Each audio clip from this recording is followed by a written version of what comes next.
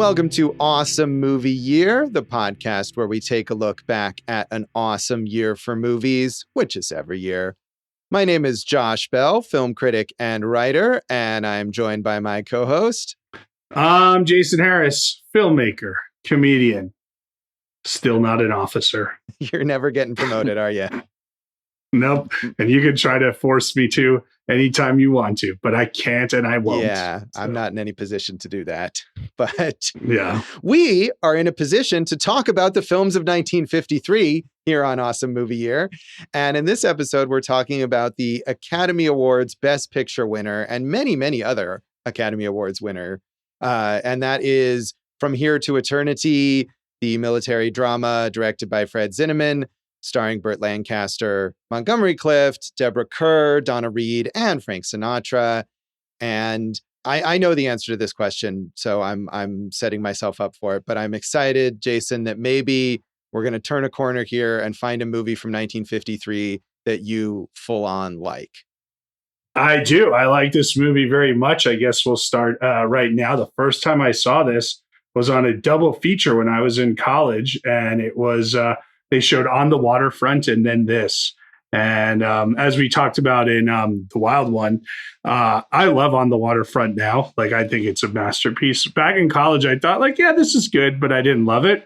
But this I loved right away. And I still think it is a very good movie. Yeah, so that was in a theater that you saw that double feature. Coolidge Corner, baby. Nice. Yeah, I actually also saw this in a theater, which is strange that a movie from 1953, we would both have had that experience. But much later than college for me, I saw it at one of those TCM Presents Fathom Events things that they do with an intro from Ben Mankiewicz or something like that. But I did go because I'd never seen it, and I thought, why not see it in a movie theater? And I liked it. I think I don't like it as much as you do, but I definitely like it very much. I did then, and I still do.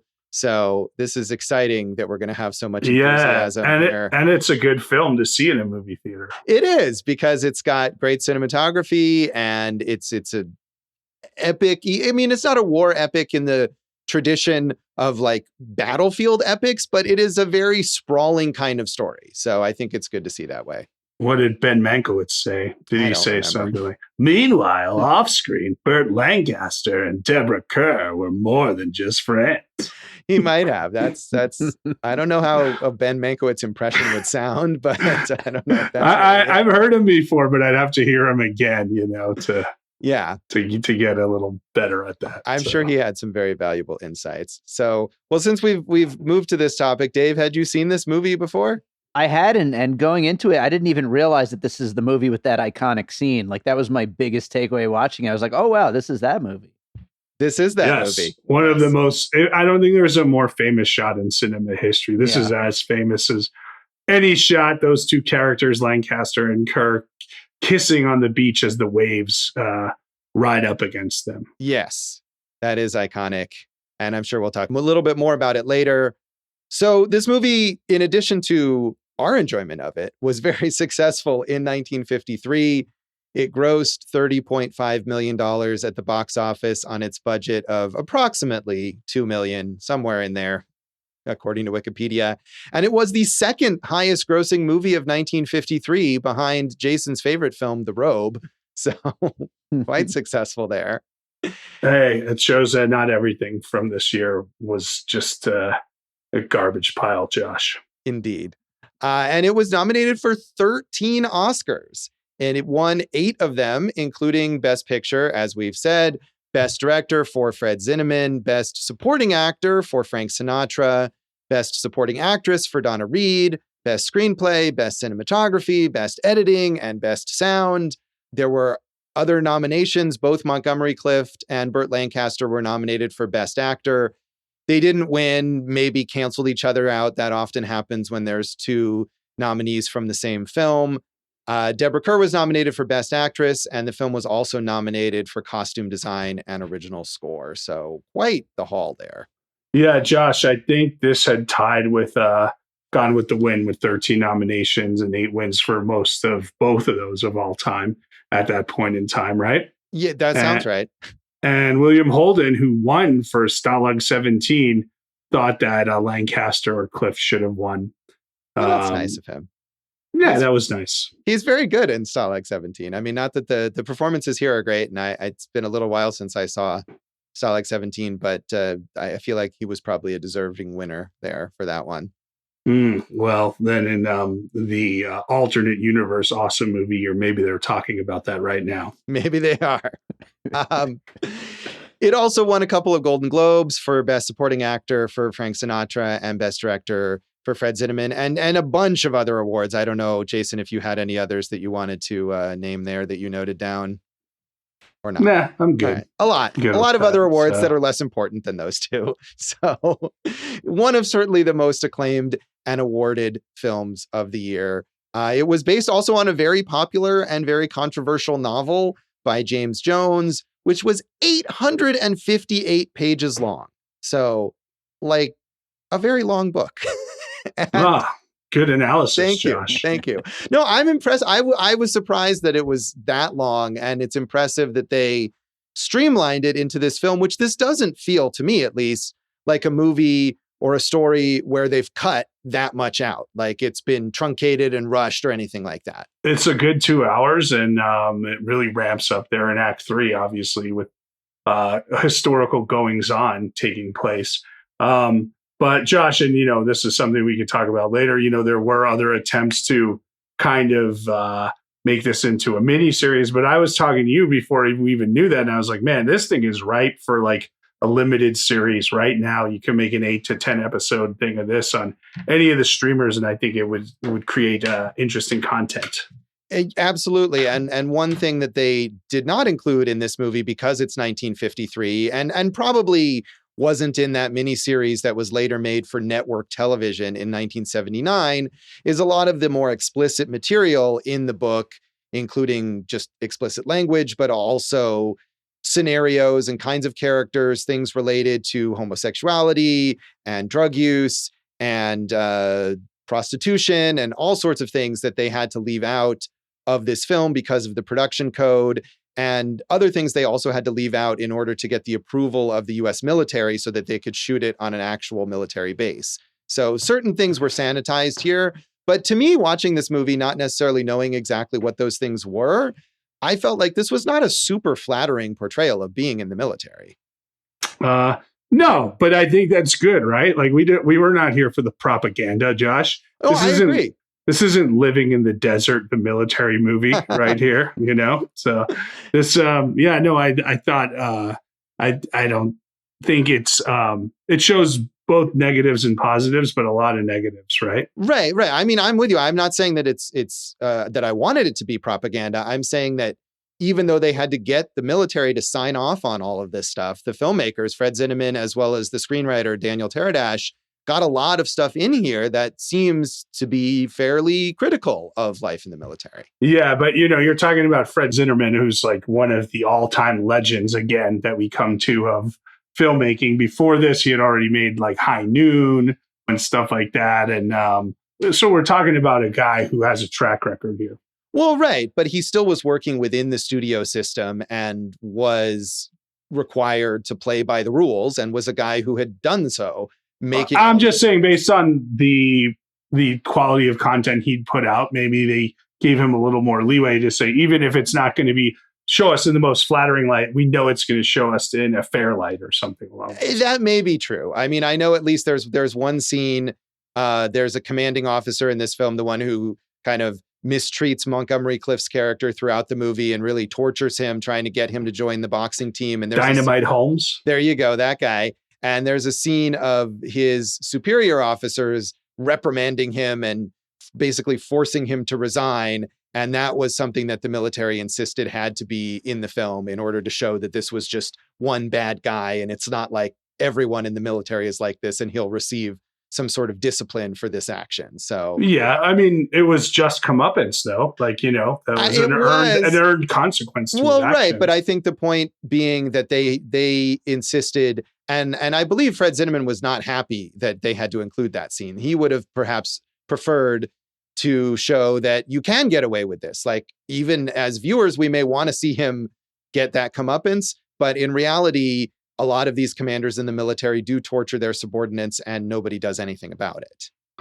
That's true. That's Yes. fair, Josh. That is, tune into your new podcast where you're going to do exposés, Josh, on Yeah, that's military me. I'm a real abuse. investigative reporter. So it was interesting reading a lot of these reviews because two things stood out. One is that this book was obviously very, very, very popular because they all mention it as this, major novel now being adapted into a film. And a lot of these reviewers are really prudish. So, which I think we've encountered before. So I tried to find reviews that were not just all pearl clutching, even if though they liked the film mostly. Well, who's our first one from, Josh? Bixby Farnweather. Well, you're gonna get a name that you'll enjoy, I think. But Esquire the Third. So. First we have A.H. Weiler in the New York Times, who said, "Out of From Here to Eternity, a novel whose anger and compassion stirred a post-war reading public as few such works have, Columbia and a company of sensitive hands have forged a film almost as towering and persuasive as its source.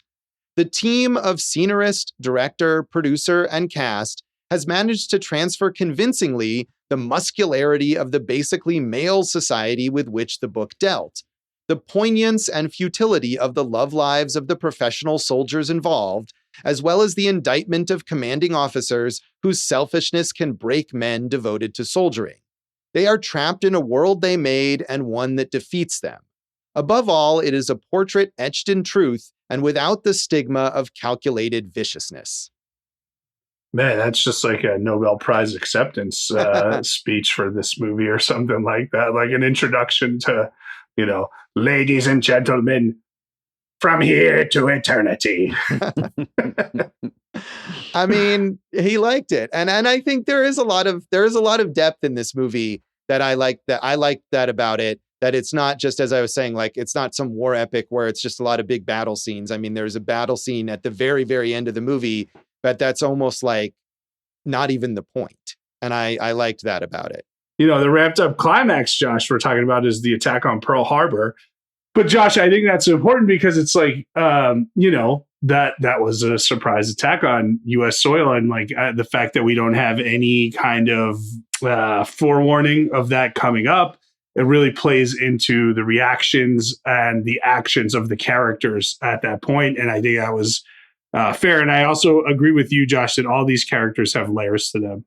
Yeah, and I think that is one of the key things in the film, that if the characters don't know what's coming, but we in the audience do know what's coming. I mean, as long as you know even a small amount about history, you're aware that the Pearl Harbor attack is imminent. And certainly, even if maybe viewers today might not all know that, certainly in 1953, anyone who saw this movie was very well aware of what was coming for those characters, even if the characters weren't.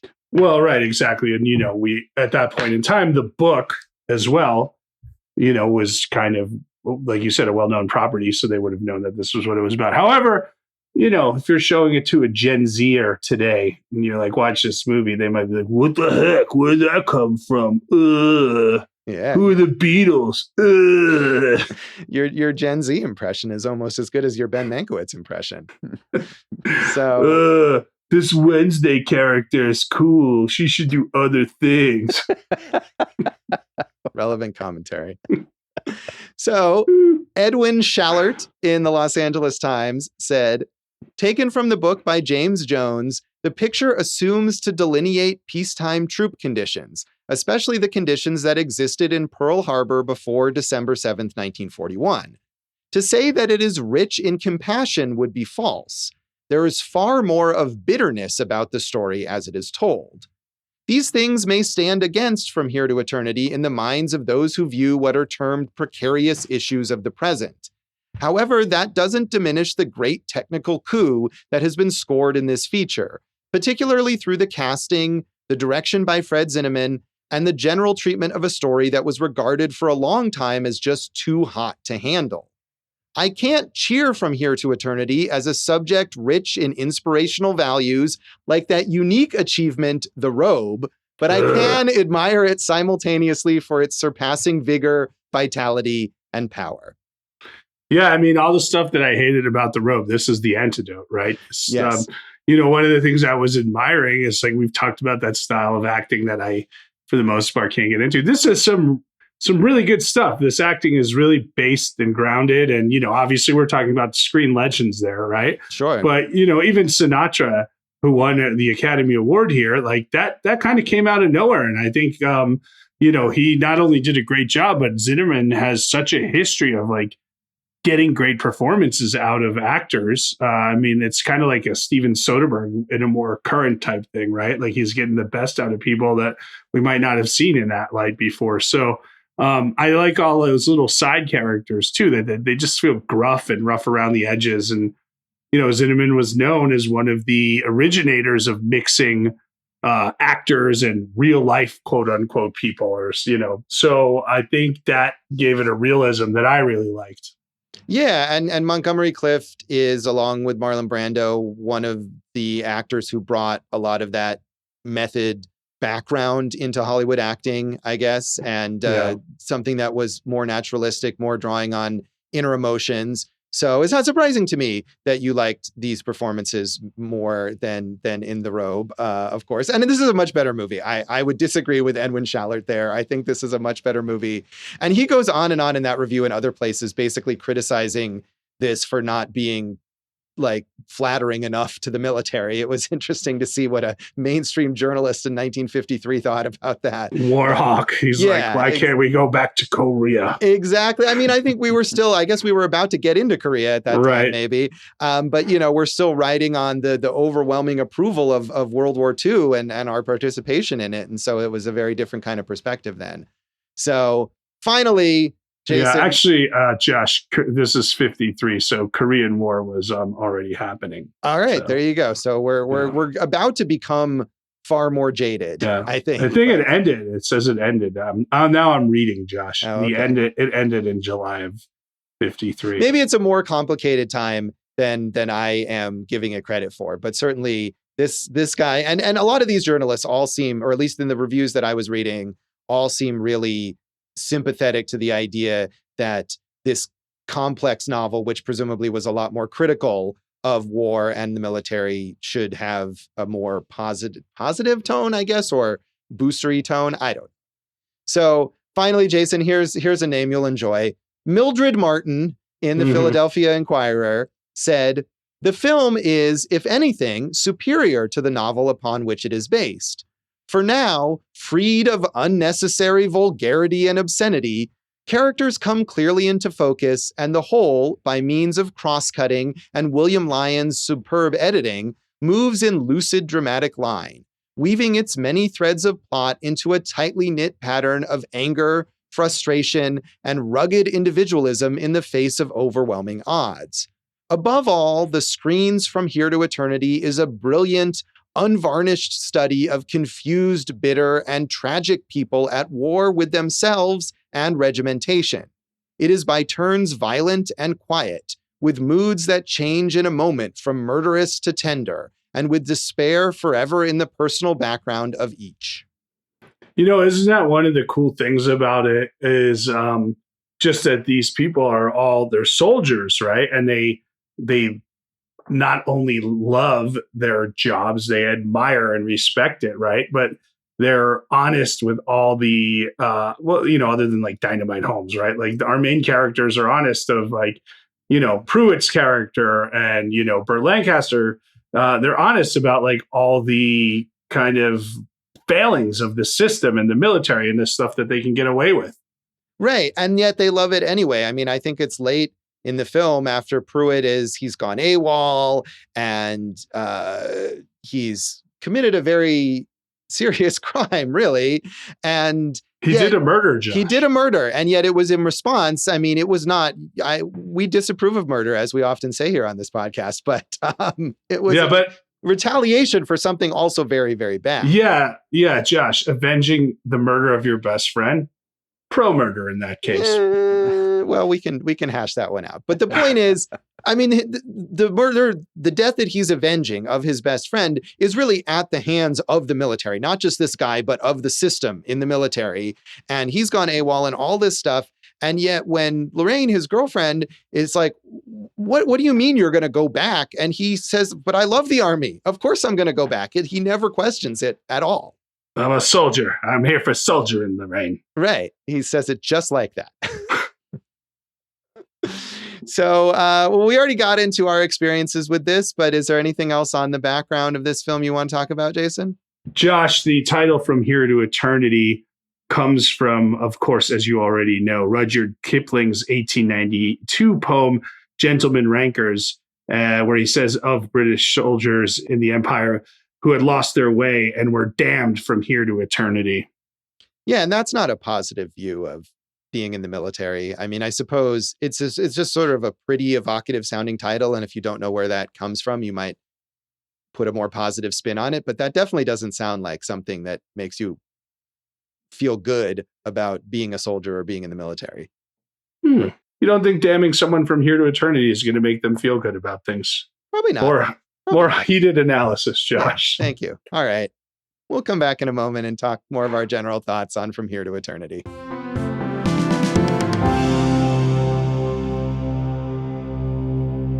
Welcome back to Awesome Movie Year. In this episode of our season on the films of 1953, we are talking about Best Picture Oscar winner From Here to Eternity. And Jason, I think it's safe to say, I mean, we have couple more episodes, some number of more episodes to come, but this is going to be your favorite film of 1953. Oh, yeah. I'm betting the last few are going to be absolute trash, Josh. So tune in for those soon.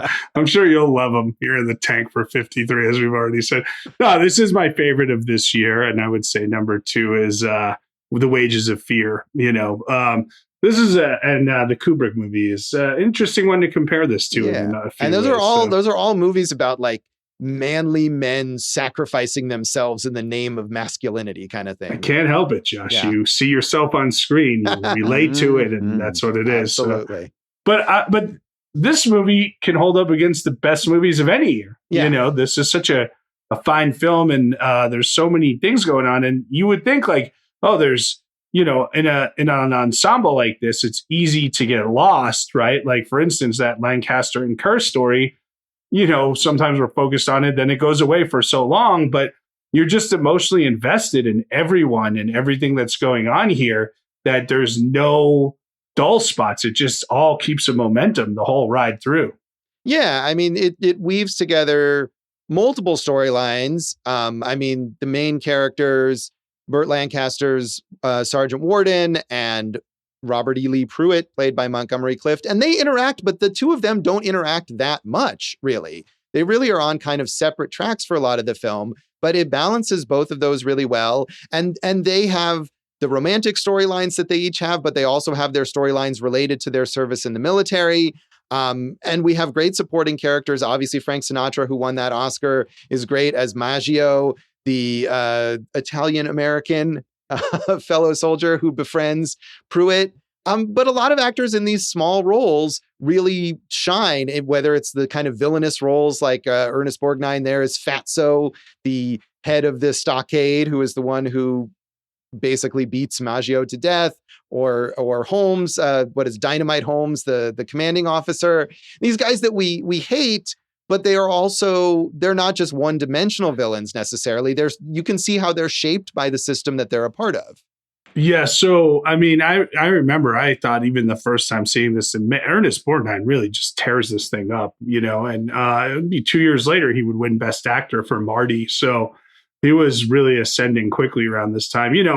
We've talked about like Jack Warden before, one of the great character actors, and he's in there. And I really liked Mickey Shaughnessy, who played Leva, who was just kind of like, I guess he was the manager of the artillery or whatnot, and he just was kind of always in everyone's business. And they would be like, yeah, get back to work. You'll get your what for or whatever. And it's just like, all right, give me a break. Like he felt like a real, nebbishy character that I would know. So I liked him a lot too. I think all these characters, like I said, there are layers, there's depth to them. Their interactions are of value, and there's real chemistry. Not just in the romantic sense, but in this kind of camaraderie sense between a lot of these characters. Yeah, absolutely. And I definitely thought of, I mean, Dave made some observation on Letterboxd that prison movies and military movies seem to have a lot in common. And I did think of the prison movies that we've talked about. I thought about Cool Hand Luke, and I thought about The Shawshank Redemption. And I feel like there's a lot of similarities in that camaraderie that you're talking about with these men who are sort of trapped. I mean, yes, they're voluntarily in the military at this point, but they're still have to be there, and they're all together, and they have this solidarity in order to get through the experience that they're all a part of. Yeah, I thought of Cool Hand Luke a lot too, more for the bullying and, the abuse of these situations. Right. And there's that in Shawshank as well. There's the bullying and abuse. And I think, it goes on in all of these scenarios. But to me, I think that the military stuff, the way that these characters try to sort of assert their individualism, as that one review was saying, within this system was interesting. I really thought the love stories were the most interesting. And Jason, I know you talked about how the third act really ramps up, but to me, the part of the movie that I was the least invested in was when there was the attack on Pearl Harbor. And then it just felt like another war movie. And it doesn't go on for that long, but at that point I was kind of ready for it to be over already anyway. You heard it here first, folks. Josh doesn't care about Pearl Harbor or the True. Americans. Sorry, Michael Bay. Who he lost in it. Pearl Harbor. No, I mean, to me, I think it, upped the urgency, obviously, of the whole thing. And it was a good piece all the way through, but I felt like that was, just such a jolt. It worked. And I mean, really you get to see kind of Burt Lancaster shine as a soldier at that point in time. And they've all been talking about what a good leader and what a good soldier he was anyway, and how he could have ascended to whatever part he wanted to. Because that was an interesting character trait. Like, he's kind of their leader, kind of their boss, but he's also kind of one of the guys, right? And we just talked about all these other actors, but that guy's a movie star. That's the end of that. You know what I mean? Like, that's a movie star right there. Yeah. Well, like you said, everyone in the main cast here, and even some of these people in smaller parts, like Ernest Borgnine, who would go on to do much bigger things. Like, this is a cast packed with amazing actors and movie stars, people who went on to get nominated for multiple Oscars, people who are incredibly famous and incredibly successful, had big box office draws. Names that we still remember. But yeah, absolutely. Lancaster has that charisma. And I think it's the charisma that shows you why he's such an effective leader, right? And he's the kind of leader, I think they contrast him where he's a leader, not only because he's in a position of authority, but because all the people he leads like him and want to follow him. They believe in him. Versus Holmes, who's just this kind of sniveling bastard who's a leader because he's in that position and they have to follow him, and no one really likes him. Right. Although, at the beginning, Holmes brought up the point that you could succeed if you, kind of played by the rules of the unit, which, we didn't really see any other dirty actions from him other than taking it out on Pruitt that he wouldn't join the boxing team. So we don't really know what that means. Was he just kind of obsessed with this one aspect of it, or was this just another crack in the Holmes armor? Yeah, I mean, I think you get the sense that he's probably corrupt overall, but you're right. All we see really is his fixation on this boxing team and the way he uses his position to sort of maneuver this unit into being able to be champions, offering these promotions to anyone who's on the boxing team and things like that. Josh, you were talking about the love stories. That character is very interesting, the Lorene character, right? Because you would think she's a prostitute, I'm guessing, in the book, right? Yes, yeah. In the book, it's very explicit. Although I feel like this is one of these movies where if you don't understand that she's a prostitute, then you're really missing something. Yeah. Josh, I got a lady who wants to meet you. Is her name Lorraine? I don't know what's going on with that. She likes your personality. No, I don't know. Yeah. So, what I found interesting is you have this Pruitt character who's let's get married. Let's, settle down. Let's go back to the States. And she's like, no, I'm not doing any of that with you. I'm going to make all this money. And then I'm going to go build a house for me and my mom. And I'm going to live out my days the way I want. which is very forward thinking of the time, I'd say. Right. And I think both of these women are in their own, in the limited way that you can have it in 1953, are kind of progressive, are kind of forward thinking. Like you said, she's a prostitute basically, but she's very independent. And when she says that, it's not only that she's going to do that, she's like, I'm not going to marry you because I need to marry someone respectable and I need to marry someone basically wealthy. And so I didn't love that. No. We talked about that in Gentlemen Prefer Blondes. I didn't love that aspect of it. I mean, I think you can not like that about her character, but you can appreciate that the character asserts that for herself. Right. I think that's something that they'll depict in this film. So, yeah, I mean, and then with the Deborah Kerr character, who is Holmes's wife, she's the wife of his commanding officer that Warden Burt Lancaster is having this affair with. And she's had lots of affairs with lots of other men. And they seem to have this sort of tacit understanding in their marriage that both of them will have affairs and just not really talk about it. And that's obviously something that certainly isn't depicted often in films from this period, or at least not in a way that doesn't end up with both of the characters like dead or something as punishment for their behavior. Well, I mean, in the book, she basically can't have a child because he cheated on her, gave her gonorrhea, and like it just killed her ability to reproduce. Right. And in the movie, they changed that to that she had a miscarriage and then was unable to have any children after that.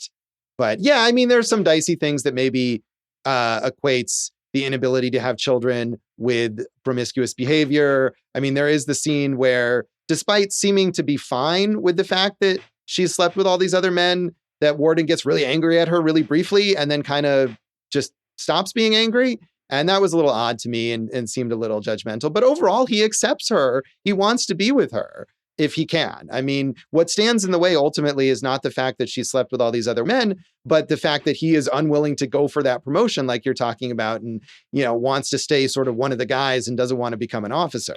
I mean, I guess so, but there's like those technicalities of it in that like she can't leave an officer for someone who's not an officer, which I don't necessarily know the military rules like that. So the whole thing was a little murky for me why that would be okay. But if she left him for someone who wasn't of that rank, it would be, unacceptable. I think it was less about the rank and more about the idea that if he was an officer, he could he could leave the post. Whereas if he's not an officer, he is stuck being a subordinate to Holmes, right? And Holmes will never let him transfer away.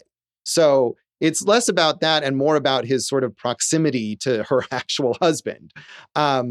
So yeah, but it is a little murky. And I feel like there's a lot of issues of protocol and whatever that we in 2022 probably would not worry about. But yes.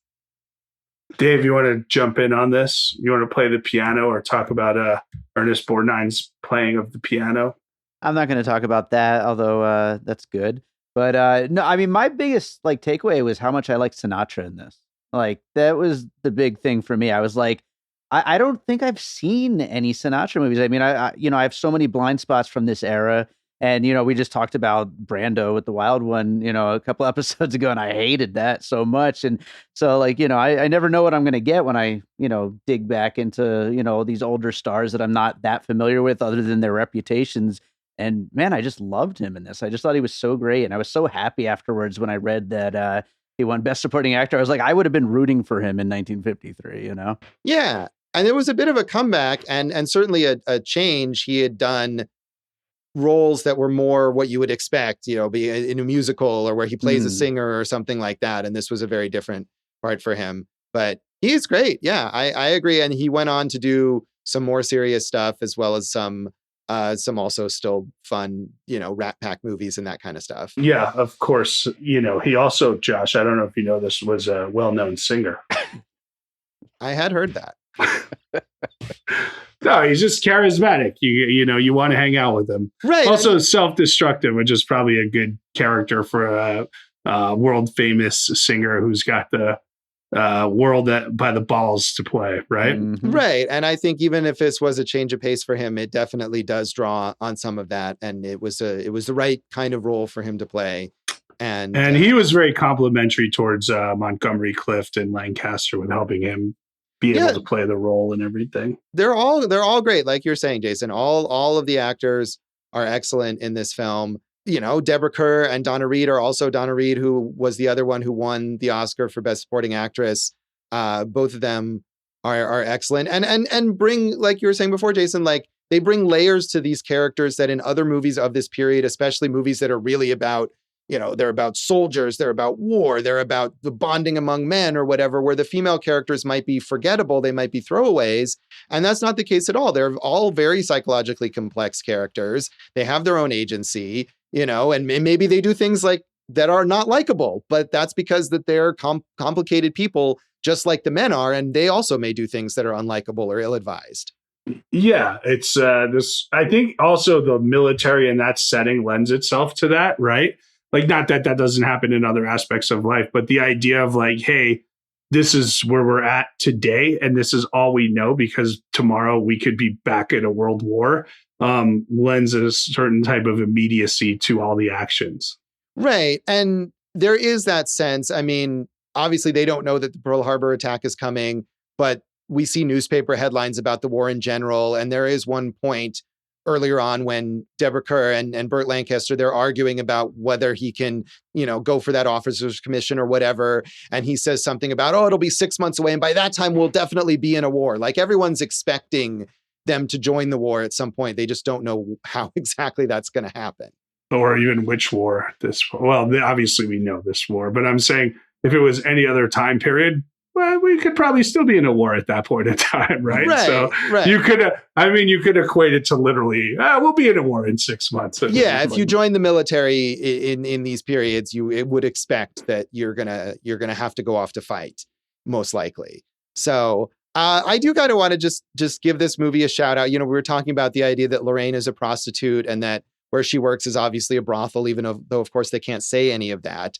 And I do think this movie does a really good job of skirting that line. There's a great match cut in this film after the famous scene. We want to talk more about that of Deborah Kerr and Burt Lancaster making out on the beach as the waves crash over them. And then the camera is showing just the waves crashing, which is obviously a metaphor for fucking. And then it kind of dissolves into this plume of cigarette smoke as Pruitt and Lorraine are lounging on this couch, which is obviously also code for they just had sex. And it's great that it dissolves from one of those to the other. And I feel like that's a very clear moment where they're telling you, like, look, we can't show you this, we can't say this, but you know what we're trying to imply here. There you go. There's the film critic coming out for a bite. That shot, Josh, was not planned, that making out in the waves. It was like, they were on set, they were shooting the scene, and Zinnemann just said, you know, let's give this a try. And that's kind of cool when that magic happens. That is. And I love, too, that, I mean, obviously, Dave, you were saying you didn't know, but if you do know going into this movie, oh, it has that scene, and that's such a famous scene, you figure that's got to be like the climactic moment of the movie. Yeah. But it's not. And because, of course, they didn't know that it would be so famous, and it's just kind of almost a throwaway thing that happens very early on in the movie, and they move right on. But it's still brilliant. Yeah. So, Josh, should we rate this thing? Yeah, let's do it. Out of 5 extramarital military affairs. Sure, why not? Have all the extramarital and military affairs you want. So how does a half work with this one? Yeah, it's a one-sided affair. It's unrequited or something. Well, you know what? We should change it to 5 Hawaiian shirts, because this was a movie that, as we've talked about in fashion and other movies, this helped popularize the Hawaiian shirt. Oh, so, did it? That's great. Yeah, there are a lot of Hawaiian shirts in this film. Yeah. So out of 5 Hawaiian shirts, it gets 4 Hawaiian shirts from Big Daddy. All right. I don't know why you've nicknamed yourself that, but okay. I guess, you know, Ernest Borgnine gets to be Fatso, and then, you know, we have Pruitt gets to be Prue. I'll be Big Daddy. Why not? I'm going to give it 3.5 out of 5. Like I said, it fell off a little for me toward the end, but is a really good movie and a classic. That's one of those movies that if you just know iconic images or whatever, like you'll get caught up in it. It's a great story. So 3.5 for me. Dave? 3.5 from the Titmouse. Thank you for that nickname. I think I gave it 3 on Letterboxd, but I've been thinking about it. I'm going up to 3.5. It deserves All that right. extra half of a Hawaiian shirt. We got 3.5 from Dave. Thanks. That's really, it started out like amusing, and then you just kind of kept worsening it as it went on. So good job there. Hey, are you reviewing my act? I am. I'm reviewing your presence on this podcast. Oh, all right. Good. Make sure you give us 5 stars and put it in the commentary. Yes, please. We'll come back and talk about the legacy of From Here to Eternity.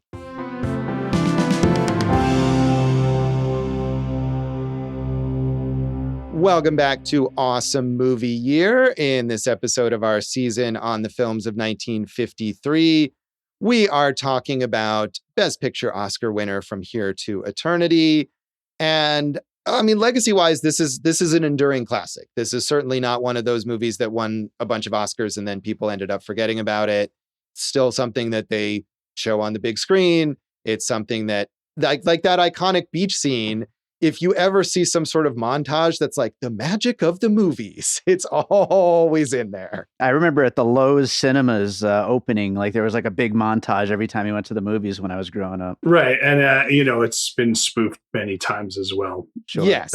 Yeah. It is one of those things that maybe doesn't have quite the impact because if you've seen a lot of parodies of it or homages to it or whatever, but I think it does in the context of the scene, and it's beautiful, It is beautiful. And, yeah. And it's also interesting that Zimmerman chose to shoot this in black and white because he could have shot it in color.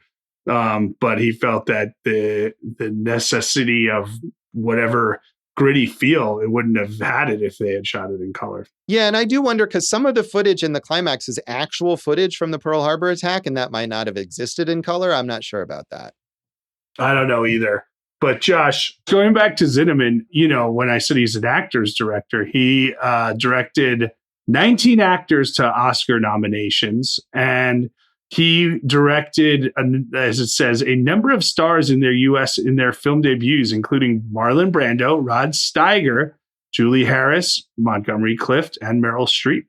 Yeah, I mean, he's one of these guys, as we've talked about in this season a bunch of times, who just did everything. He just worked in all genres. He was a studio, I don't want to call him a journeyman because he made numerous classics, but he was a company man. He went where he was told and he did the best that he could possibly do with every assignment that he was given, including creating a bunch of classic movies. In addition to this, I mean, he directed High Noon, he directed A Man for All Seasons, he directed Oklahoma. I mean, all of these movies that are enduring, major cinematic achievements. Right. And we talked about Julia in our 77 season because it had all those Oscar nods and none of us were familiar with it. But now I'd really like to see it. A Man for All Seasons was a good movie. I like that movie a lot. It also won Best Picture and Director. Yeah, I mean, I like High Noon a lot. He directed a lot of other Westerns that I'm not familiar with. And I actually saw Oklahoma in a theater as well. And it's not my favorite musical, but High Noon, I guess if you were making a list of best Westerns, it would probably top a lot of lists. Absolutely. I mean, if it not top, it'd certainly be way up there. And you talk about the potential like progressive politics of this film, or at least trying to get some of that within the constraints. I mean, High Noon is a movie that's absolutely doing that as well. He was nominated for 10 Oscars. He won Best Director for From Here to Eternity, obviously, as well as for A Man for All Seasons, and won an Oscar for a documentary short film that he made called Benji. So talk about versatile.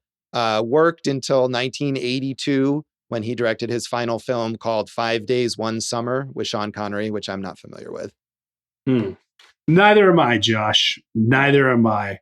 So I'll move on to James Jones, who was the author. What I found interesting was that this is really part of a military trilogy that he wrote. And one of the other 2 books was The Thin Red Line, which we last saw Terrence Malick adapt. And I don't think anyone's adapted the last book called Whistle.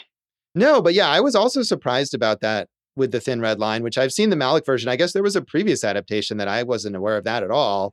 And what was fascinating to me too was that is sort of the pseudo sequel to this, that he took the characters of Pruitt and Warden, and even though, of course, the spoiler, Pruitt dies here at the end of From Here to Eternity, he wanted that sort of personality to continue. And so he renamed the characters, but they're essentially those same people as described, fighting in World War II and Thin Red Line. That is a war story. That's not a lead up to war. That is in the thick of the war itself. So that was kind of fascinating to me.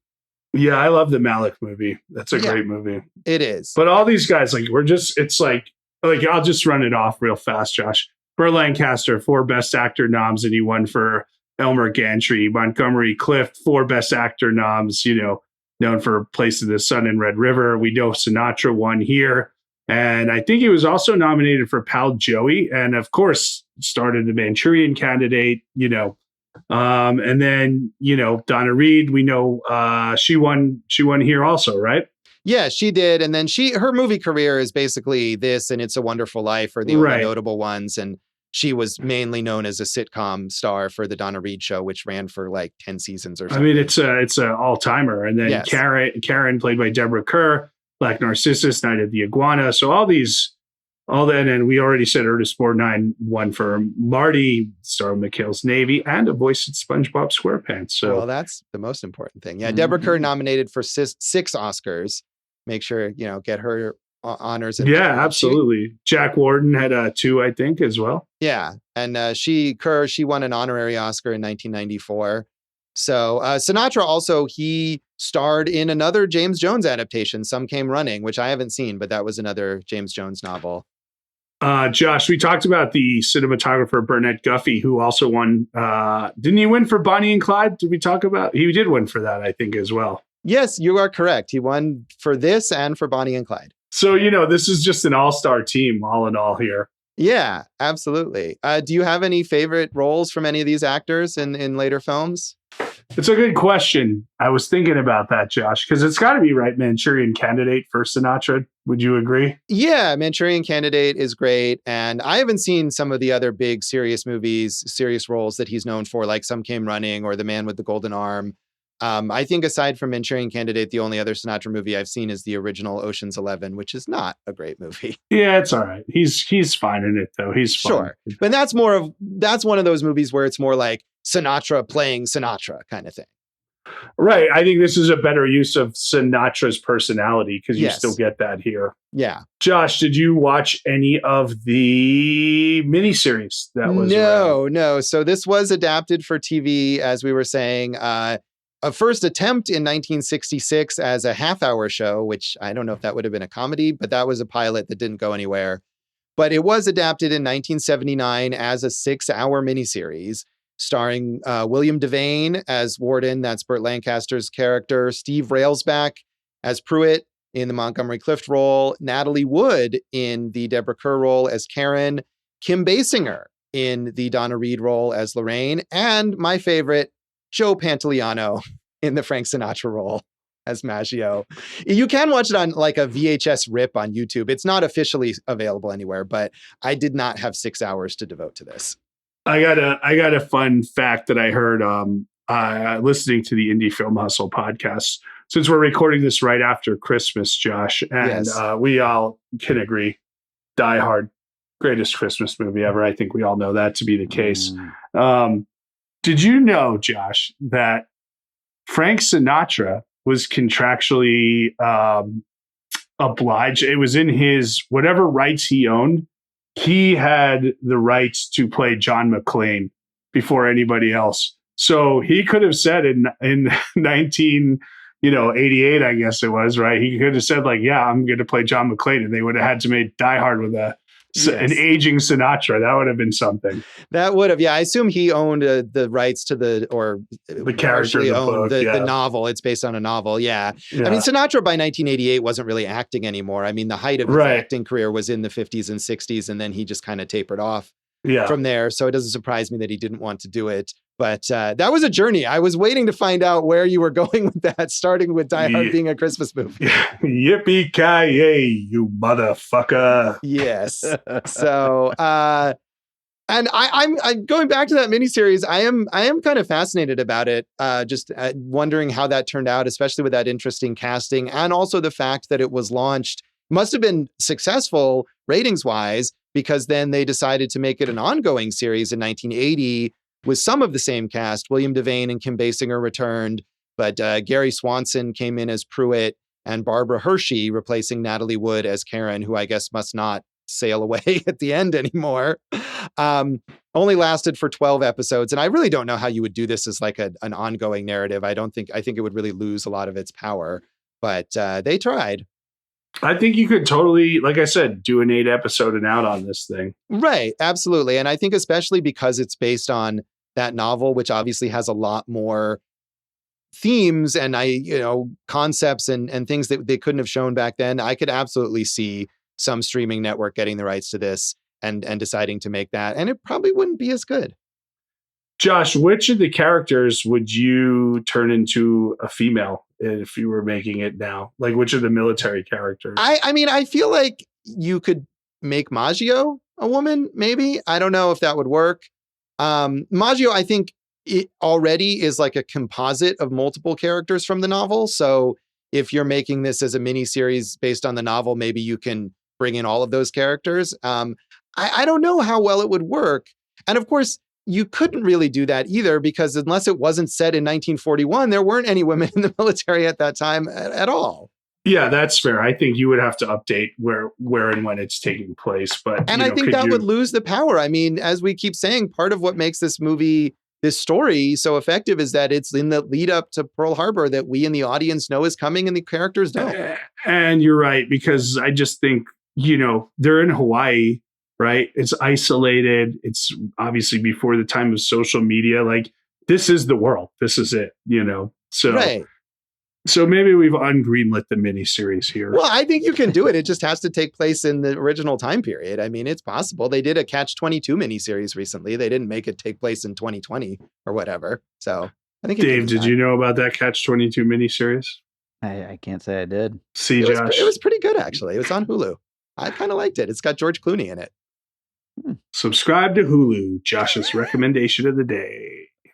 All right, we've really run out of gas on this. So unless there's anything else on the legacy of this film, Jason, that you want to talk about? Watch it. It's a great movie. I agree. It is a great movie. And hey, even see it in a theater if you get a chance to, because it's a great experience in that way as well. So that is From Here to Eternity. And that is this episode of Awesome Movie Year. You can battle us online and on social media. You can. Why not? Give it a shot. We're Awesome Movie Year on Facebook and Instagram. Awesome Movie Pod on Twitter. AwesomeMovieYear.com. I'm still Jason Harris Comedy, or Jay Harris Comedy on all the socials. My website, Go for Jason, is being abused by Fatso right now. But I don't think that's going to be for long. I should have a new website coming out soon, even if it's not Go for Jason. I think that's going to be Eat This Comedy. So be on the lookout for eatthiscomedy.com and also Eat This Comedy and the Trivia Party on Instagram. Yeah, very exciting developments in the world of Jason online. My website, joshbellhateseverything.com, is also on its last legs there. But you can check me out at Josh Bell Hates Everything on Facebook, at Signal Bleed on Twitter, and at Signal Bleed on Letterboxd, and listen to our producer David Rosen's awesome podcast, Piecing It Together. Check out Piecing It Together wherever you listen to podcasts, and follow us on social media at Piecing Pod. Jason, what is in our next episode? Josh, as I always remind you, when I buy a big tub of popcorn and you think I'm not going to share it with you, I'm a gentleman, and then I do share it with you. It's Dave's pick, Josh, so I'm going to be a gentleman and let Dave announce his pick. Wow, that was interesting. I'm not sure I knew where it was. It was another journey there. I got there, whatever. Wow. Well, I'm going with House of Wax, the Vincent Price classic horror film. So tune in next time for House of Wax, and thanks for listening to Awesome Movie Year. Thank you for listening to Awesome Movie Year. Make sure to follow Awesome Movie Year on Facebook, at Awesome Movie Pod on Twitter, and at Awesome Movie Year on Instagram. And if you like the show, review us and rate us with 5 stars on Apple Podcasts.